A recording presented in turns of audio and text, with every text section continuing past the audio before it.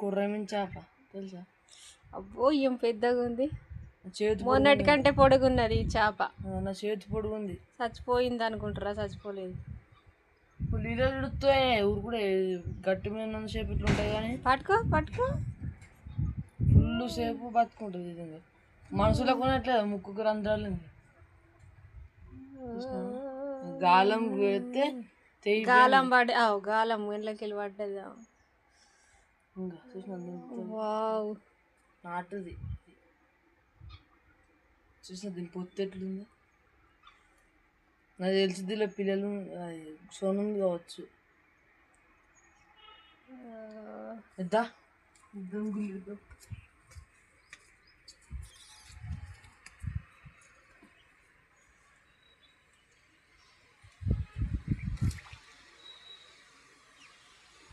కదులుతలేదా?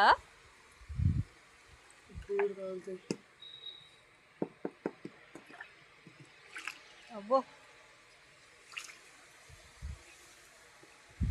ఇది పొద్దుననగా పట్టుకొచ్చింది, ఇంకా చచ్చిపోలేదు. ఎంత గ్రేటు.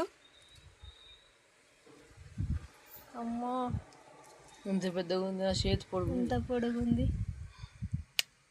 మావాడికి అయితే ధైర్యం ఎక్కనే ఉంది, నాకైతే నాన్న చేతగా బాబా. అమ్మో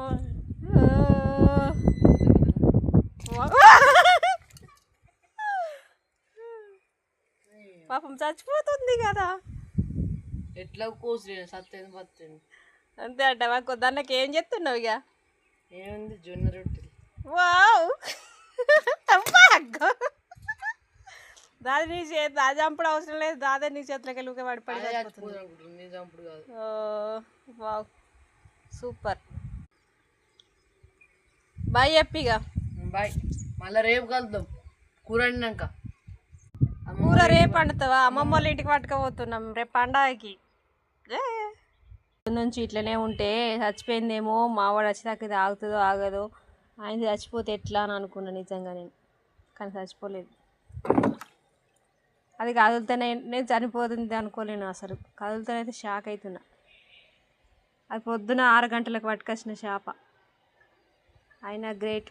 వేరే వేరే చేపలు అయితే ఎప్పుడో చచ్చి గబ్బు వాసన వచ్చు. గ్రేట్ కొర్రమీన్.